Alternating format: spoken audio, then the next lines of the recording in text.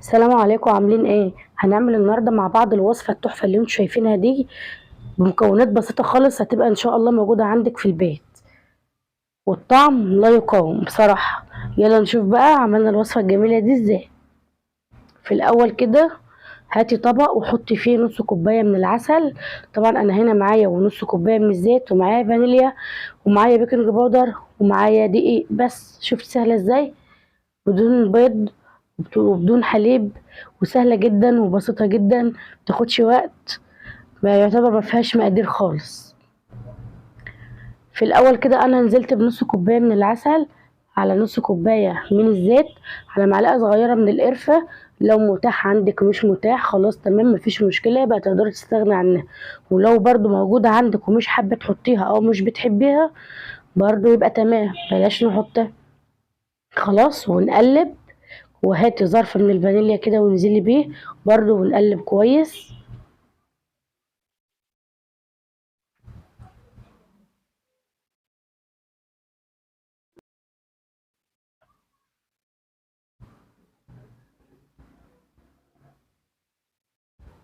اخلطي كده العسل مع الزيت كويس اوي كده. تمام زي الفل. الدقيق بقى معانا زي ما احنا متعودين هننزل بالتدريج. اوعي تنزلي بالدقيق كله دفعة واحدة، انزلي بالدقيق على دفعات، يعني بالتدريج شوية بشوية. انا نزلت الاول كده بكمية، وهاخد على الشوية اللي انا نزلت بيهم دول معلقة او نص معلقة صغيرة من البيكنج باودر. هنجيب معلقة بس. بس كده نص معلقة. وقلبي برضو اخلطي بقى الدقيق مع مع العسل والزيت.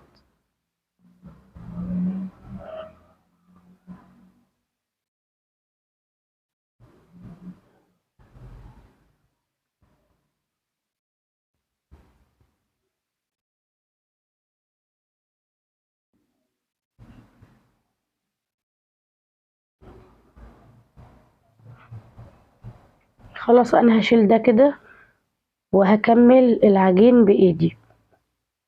انا حطيت كمان شوية من الدقيق، وبرضو هفضل الم كده العجينة معانا، لازم العجينة تتلم. وانزلي بالدقيق برضو شوية بشوية، ما تنزليش بالكمية كلها علشان العجينة ما تبقاش ناشفة معاكي وتبوظ منك.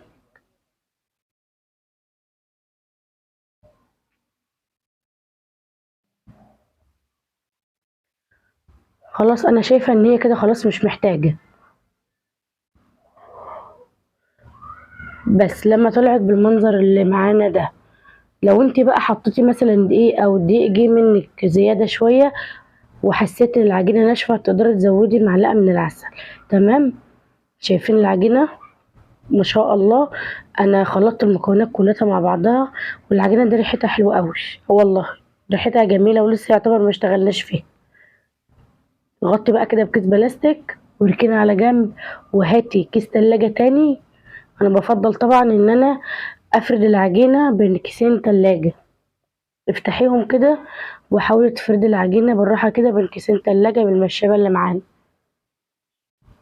شايفين بقى؟ يعني يعتبر احنا خدنا وقت في العجين؟ لا طبعا، في 10 دقايق بس، ما خدناش وقت في العجين خالص. سهلة وحلوة وطعمها حلو، وتقدري تتحكمي فيها. وفي 10 دقايق هتعرفي تعملي حاجة مسكرة وحاجة حلوة. متصعبيش حاجة على نفسك. طبعا كلنا موجود عندنا عسل في التلاجة، صح؟ فانت هتقدري الوقت هتشوفي الطريقة دي او هتشوفي الوصفة دي، وبإذن الله تقدري تقومي ان انت تعمليها الوقت. تنفع كده في الفطار الصبح جنب كوباية شاي، تنفع في العشاء، تنفع في اللانش بوكس للمدرسة لولادك. ماشية في كل حاجة، مش هتقولك لأ.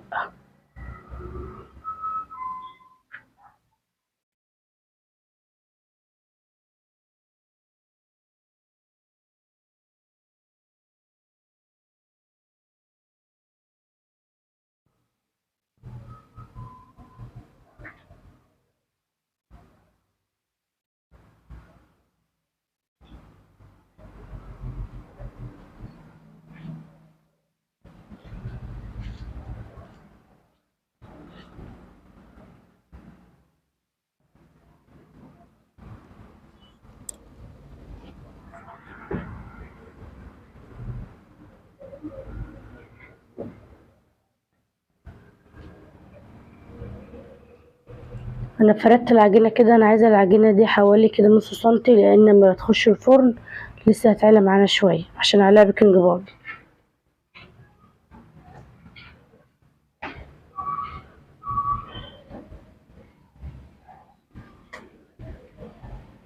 يعني حاولي ان انت ترققي العجينه دي شويه، ما تعملهاش سميكه قوي، يعني ما تعملهاش تخينه قوي علشان بيبقى شكلها مش ظريف، وهي البسكوته تخينه كده.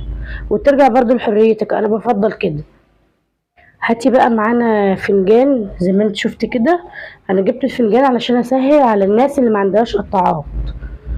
انا طبعا عندي القطاعات، ويمكن انا وريتها لكم قبل كده في فيديوهات تانية، بس انا جبت ده علشان اسهل عليكم. عشان انا مش عايزاك ان انت توقفي نفسك، او مش عايزاكي تقولي انا ما عنديش حاجه ومش هعرف اعمل. لا، اعملي وفرحي ولادك وفرحي نفسك واعملي، وما تحشيش نفسك من اي حاجه خالص. طريقه سهله، وكل فيديوهاتي وكل اي حاجه بعملها ببقى عاملاها على قد الايد زي ما احنا متعودين.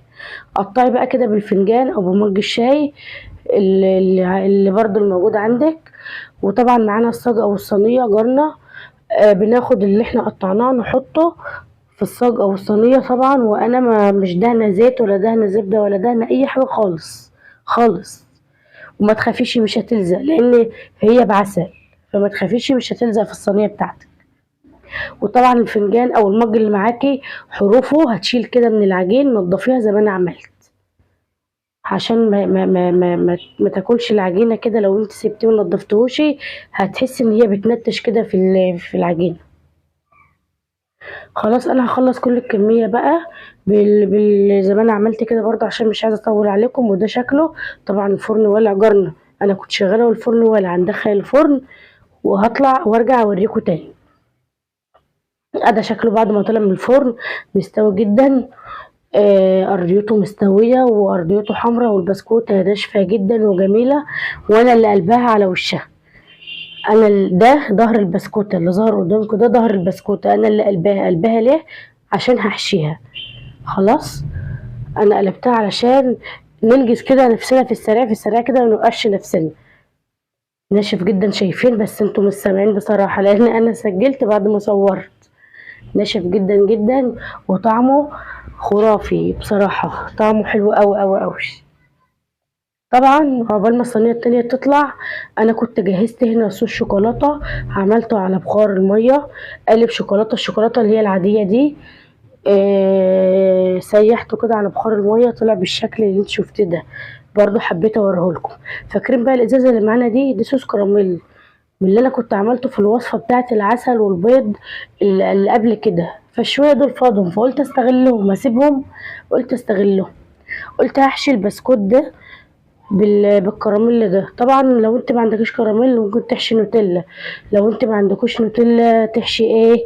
تحشي مثلا عندك صوص فراولة ماشي، اي حاجة عندك احشيها، اعمليه بها، يعني مش هنوقف نفسنا. طبعا انا بعد ما حشيته بالمنظر ده كده اللي انت شايفاه ده، هبتدي بقى الصاج التاني. طبعا خرج معانا استوى وخرج من الفرن. هطلع كده واخد اقفل، احط بسكوتة على البسكوتة، بسكوتة على الحشو اللي انا حشيته بالمنظر اللي انت شايفاه ده كده. طريقة سهلة خالص وبسيطة جدا، متاخدش وقت والله العظيم، ما اخدت 10 دقايق، هم يدوبك 10 دقايق ربع ساعة مع مدة التسوية. طبعا دي في حالة ايه؟ لما تكوني مجهزة كل شغلك وكل حاجة جارك. زي ايه مثلا؟ يعني مثلا انت بتشتغلي اهو، وجهزت البسكوت اللي معانا في الصاجة وفي الصينية. ما تقوليش بقى لا لسه هروح اولع الفرن، كده تحسي ان انت بتاخدي وقت اكتر من وقت الحاجة. لكن طول ما انت شغالة في الحاجة الفرن شغال، قرب ما تيجي تخلصي تشغلي الفرن اللي هي عشان يا دوبك تخلصي من هنا تدخلي الفرن على طول من هنا، ما تعطليش نفسك، ما توقفيش نفسك. الطريقة سهلة وبسيطة، متاخدش وقت خالص. زي ما انا قلت المكونات يعتبر مفيش مكونات خالص. العسل طبعا اكيد يعني موجود عندك في التلاجة، ولو مش موجود وجبت بس ب10 جنيه عسل برضه هتقدري انت تعملي الوصفة. وهي نص كوباية عسل بس، ونص كوباية زيت والدقيق بس على كده، والفانيليا والبيكنج باودر. حاولي بقى قفلي كده، حطي كل البسكوت بسكوتة فوق التانية كده لحد ما نخلص طبعا، وانا مجهزه صوص الشوكولاته زي ما انا قلت.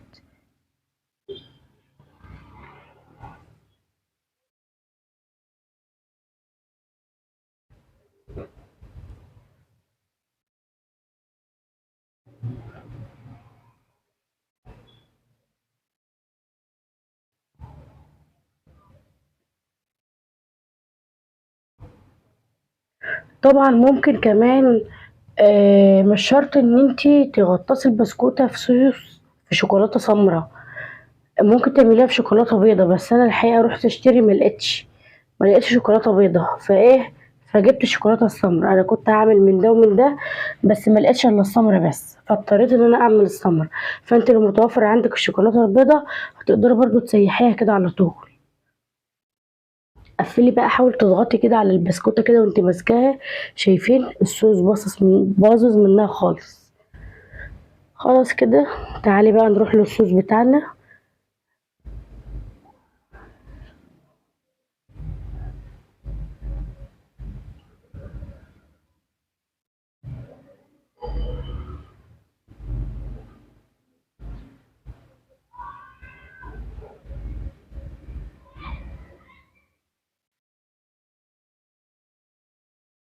هاتي بقى البسكوتة كده وحطيها في البولة اللي فيها الشوكولاتة دي، وغطسيها وطلعيها. بس يا ستي، وعلى كده خدت وقت بقى، خدتش وقت خالص، والولاد يفرحوا بيها قوي. طبعا احنا كلتنا من عشق الشوكولاتة قبل الأطفال، فهي فرحت ولادي لأن عليها شوكولاتة.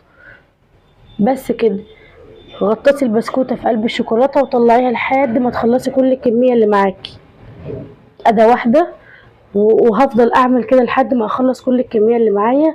بس انا زي ما انا قلت، انا مش حابه اطول عليكم الفيديو اكتر من كده.